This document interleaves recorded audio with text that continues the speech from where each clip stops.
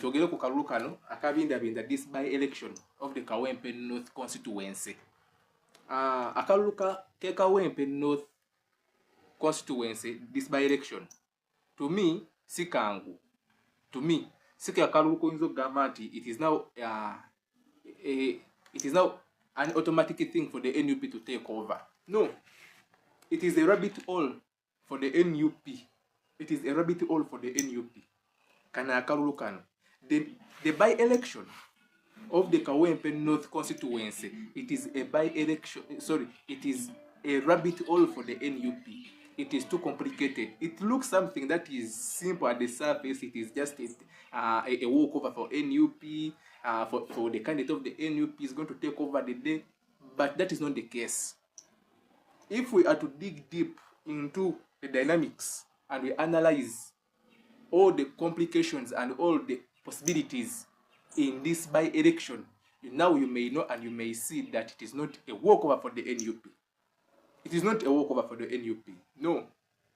One, NUP and their candidate, Council Yimbazi Nalukola, it stands higher chances of winning the election. It stands higher chances of winning the elections.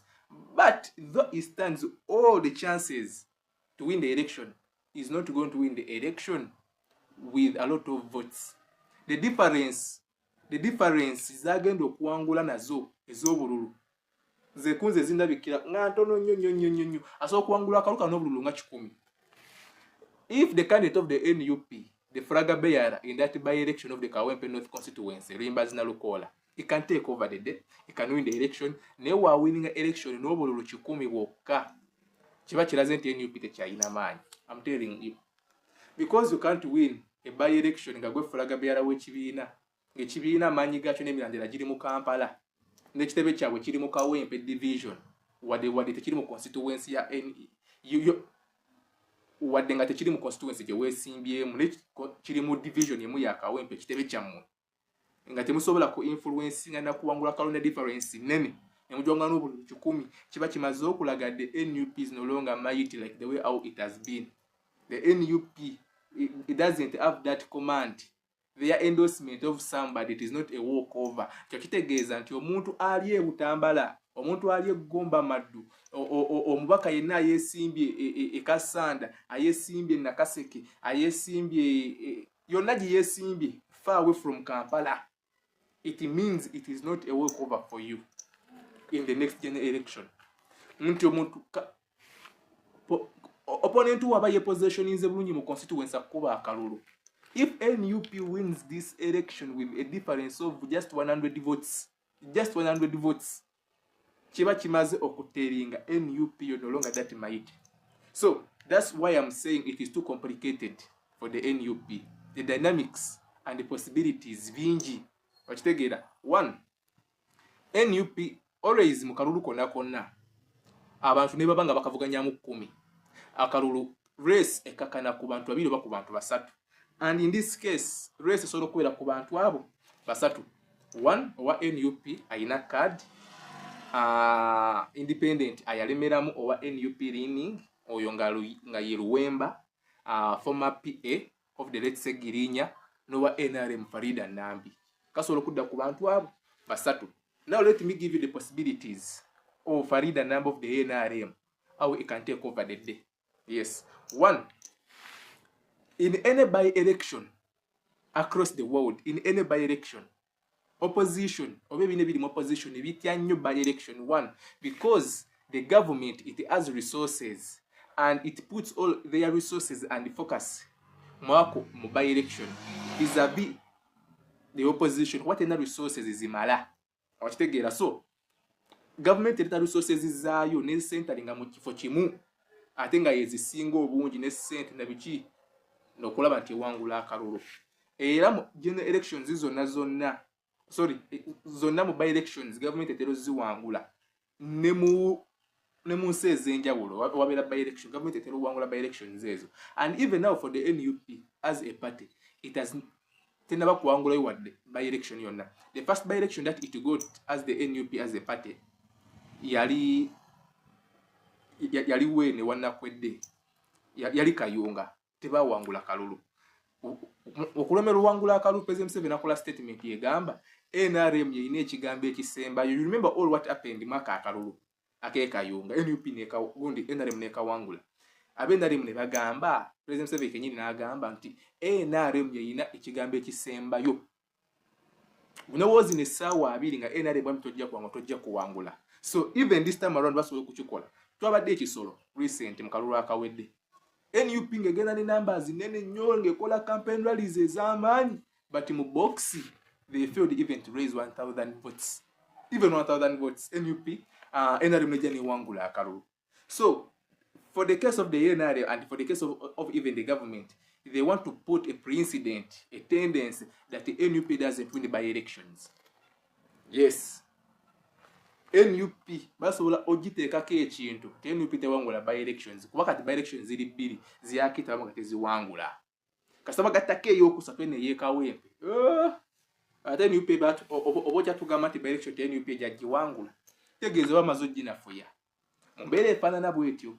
Kati nkulaga possibilities. One, candidate Farida Nambi w'NRM ekisooka taata we ye vice chairman wa President Museveni a national vice chairman in the NRM Haji Moses Kigongo. Kitegeeza powers ayina mpitirivu nnyo ne influence. Onfuna kitegeeza sources za NRM zonna basozi sentalinga mu kawempe okulaba nti bawangulawo. And remember Farida Nambi contested mu kalulu akawedde akajja election as woman MP for Kampala district. Ne bamuwangula naye wadde bamuwangula obululu omungi bwe yasinga okufuna bava mu Kawempe division. Bava mu Kawempe division. So kitegeeza n'obulu kwasobola okutandikira Farida Nambi. Remember olwaleero ngwa possibilities bali mu updating a register. Yes, bali mu updating a register ez'abalonzi. Naye yonna gyali mu updating a register n'aba NRM yellow book we babeeraawo. Kati kitegeeza owa NRM ayina yellow book ku table yemu n'owa EC ayina register ey'abalonzi. Kati kuba akafaananyi nga yellow book y'Okawempe North erimu bakada b'NRM ng'emitwalo ng'egyo ng'ebiri. N'owa EC alese register oku-updatinga erimu abalonzi b'Ekawempe emitwalo nga 15. NRM bakada balimu emitwalo 2.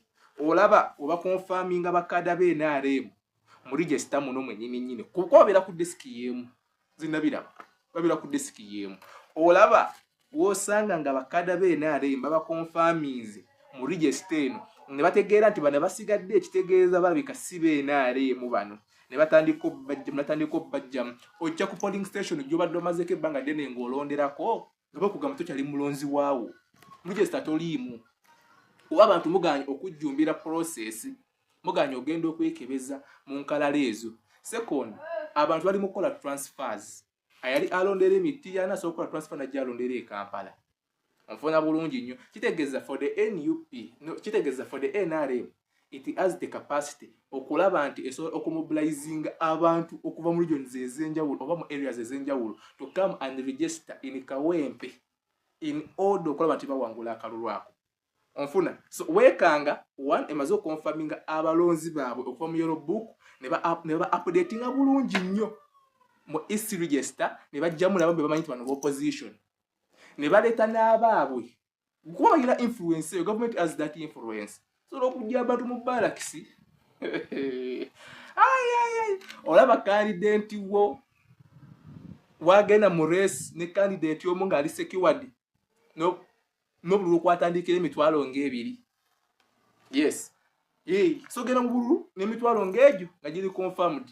Ne mugamba kaluba akabbi naye nga baakabbi mu ngeri ennungi. Nga mu box byaddala kaluba kateekinze mwekali nga sina ka force. Tibakole gundi bayigire balangirira omuntu. Nedda. Nga mu box akalulu ng'omukazi akayina. Remember for the NUP eyina abamu abalemedde mu kalulu nga ba NUP. Ofuna bulungi nnyo. NUP eyina abantu abalemedde mu kalulu ako nga ba NUP. Imagine.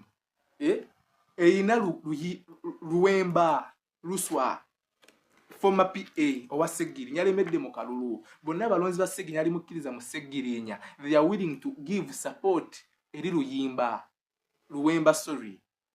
kitegeeza Luwemba agenda dividing obululu bwa NUP onfuna nalabye n'abamu omulala we NUP bayaani omusajja oyo niye kalemeddemu kitegeeza oba NUP bagenda buyuzaayuza oba abalonzi b'NRM ebo bo basigala b'NRM yetakyuka abo position mu abakyuka DP eyinamu DP nejafuna obululu bwa yinooza nga kyenda FDC kalifaganaga mu gete abana bajjamu abageto bajagezaako muwa so noja kwekanga naye afunye obululu bwe nga bisatu. Yes, in this by election of Kawempe North kalifaganaga the FDC flag bearer is likely to get around like 400 to 300 votes if he can really mobilize bayinza okufuna mweno race naye for the Luyimbazi na Lukola jukira abantu balina kati narrative egamba twakoowa ab'amasuuti twagala omuntu omukozi nga Sseginya agenda okutukolera kyokka PA waali ayabadde akugamba tutwale tubitambuza ne Ssegirinnya nze mmanyi ne plan za Sseginya enzaziina zamanyi Sseginya yali kintu akizaawa munonde akalulu tukole ebya Ssegirinnya kubenza ali PA zali kiyambi wenza ali abikola. I was the mastermind, I was back him olaba wakuba akalulu no bataka kubi olaba lwesi waje kuteeka konti omudividing obululu bwammwe ze kwa the possibilities za NRM possible otandikira candidate naba wangula ka akalulu ne NRM so chikosa let us do it by force tulabe to test waters in the next generation ofuna what are you going to do after? Are you going to file petitions in the courts of law? Yes, kimugendo okukola okay katukajorwa mpaka kuina baloya bandalukola bajja kuddaali nti bakoledde koramu bannange tugenda mu asoma mateeka mangi nyaawo asoma obuwaayiro bulabula akole petition. Yes, ani alina obudde obwo oba kooti nga tugenda ba mu campaigning ya nomination ya nga twetegekera akalu akalijeno mu January come next year nga campaign za akalu akagen election aka 2026 zitanika guno mwaka onfuna nekira the possibility endala. Remember this is omwaka banabya bufuzi gwe bakkirizibwa okusala kuva mu kibiine kyokudda mu kibiine kira kuva mu formation okudda mu formation endala eri political. So people in the opposition abako efuga B dala abo bali mu NUP abako efuga B ya NUP abako efuga B ya bafutu sojo manyi mu NUP omuntu tayina ndowooza golaba Kyagulanyi engeri gyafuga mu ekibiina yekka yayogera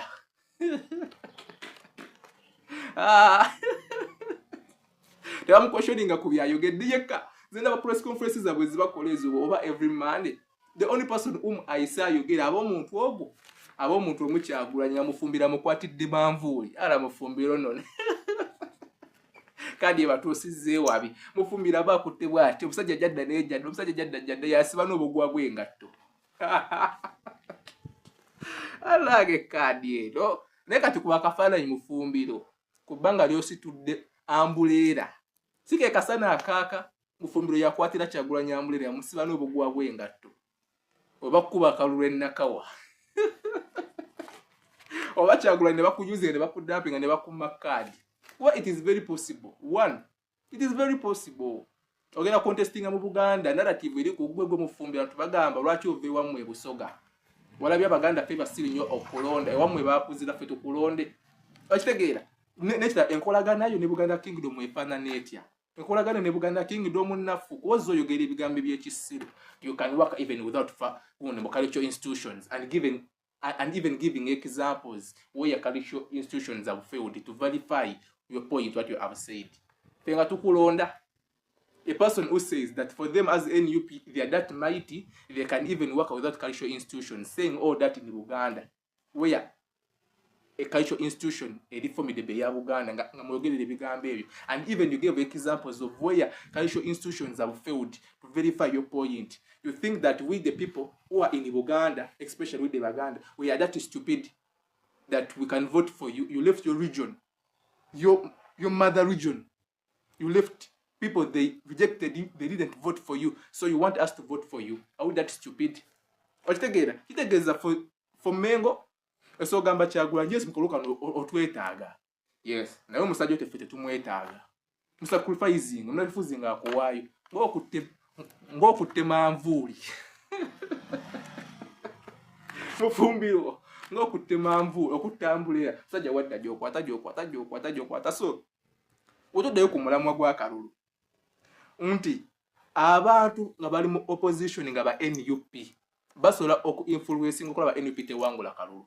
If they see possibilities that NUP cannot win this, there are some technicalities where they can build on okulaba NUP tewangula Kalulu kano basobola okukikola. Abakuwefuga bbiri aba NUP abakuwe okuba nti once you have an independent mind eri against NUP bikolwa byayo bagenda kuteekako malisi propaganda okitegeera bagamba ayi efuga bitwali kuwa twako bafutu sojo okutumanyira twako abantu okutuvuma olwokuba balowooza they are mighty. Now let us put a precedent eraga you are no longer mighty as NUP. Ojja kwekanganga kubajukira bagala to cross over to other political formations. This is their year to cross over mateeka kikkirizibwa, but they are not but tebagenda crossing over balinda kano Kalulu balabe NUP kawangudde etya ekangudde n'obululu emitwalo ebiri bannange sajja bakyali bamaanyi tuna kyakola tusigale mu mbeera eyo okitegeera ekawangudde n'obululu meka difference ya bululu 10 tukulosinge tuve abesoga NRM bajesoge abesoga DA bajesoge abaje independent.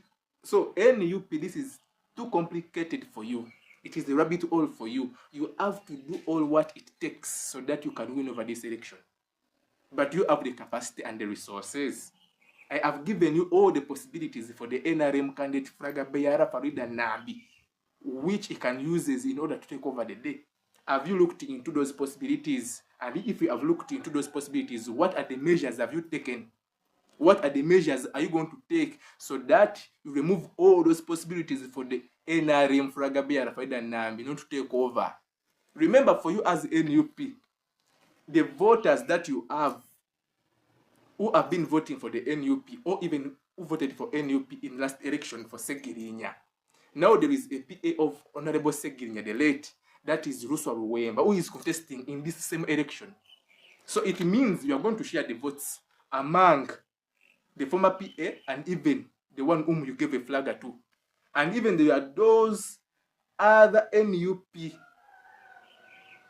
who have come independent. So it means for the NUP, mugenda kugawana obululu bwammwe.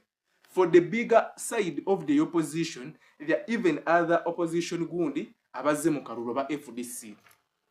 Okitegeera bazze, dipito gibala nnyo neno yazze. Onfunira ddala bulungi nnyo. Kitegeeza ati, kitegeeza it is not a walkover for the NUP. You may take the day, but at what difference? You see, so NUP, you need this vote more than anything else. You need this vote. So you need this election, sorry, NUP, you need to win this election than anything else. You have to put in much time.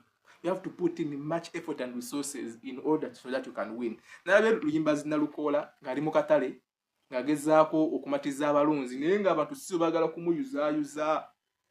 Bulimu abamu abanyize. So it is not a walkover for the NUP as someone may see it. Ataina political lenses ayinza ogamba it is an automatic thing. I have given you all the possibilities mukana ya Kalulu. One, NUP history yayo, it has not won any by-election. So far they have had 2 by-elections, one in Kayunga and the last one it has been in Kisoro.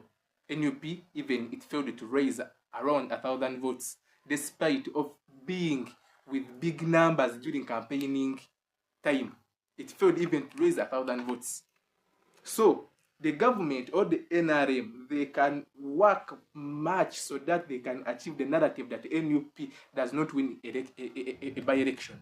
And remember, all the by-elections elsewhere,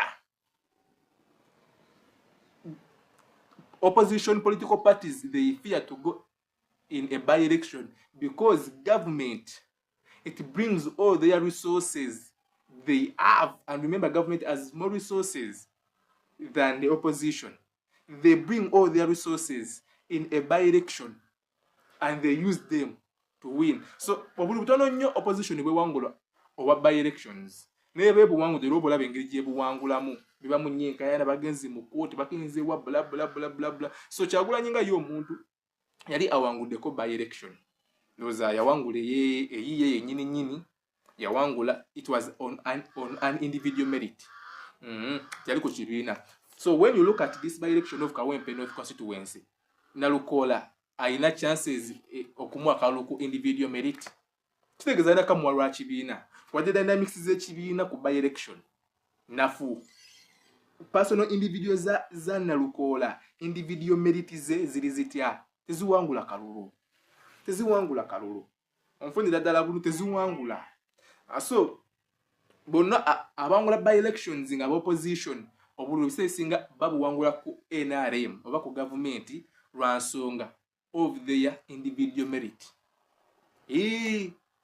Wolaba by-elections zonna opposition zewangudde baziwangula individual merit abantu abo. Batono nnyo abaziwangula olw'ekibiina. Kitegeeza by-election yonna opposition ebegitya ogigenda mu government ereta resources zaayo zonna mu kifo kimu. Ate nga yezisinga okuba nazo mu bungi. So it is not a walkover for the NUP. It is not a walkover for the NUP. Zembabuulidde. So bye tubadde nabyo olwaleero. Ensonga endala tugenda sigala tugoberera. Nominations za Kakalu zibaddeyo leero. Bakadenti bamaze ba nominating. Omanya byatandikiddewo. 1. Council Nalukola yagambye bakutte PA we. Ne documents zonna zibadde ayina so that they can register in case nabataliiwo. Bamukutte ne bamuwamba. Kitegeeza bitandise kati. Yes, bitandise. So katubasabire kalulwako bakagende mbakawangule. Banaba bakawangudde, bate bakawangudde beetereze. So byebyo bitubadde nabyo olwaleero ku the order paper. Anabagambye a week eno tulina ba host bangi betugenda obaleetera. Tulina ebintu bingi betugenda okubeera nga tugattako. So just keep in touch. Yes, subscribe, watch, like, comment. Assalamu alaikum wa rahmatullahi wa barakatuh. Bye.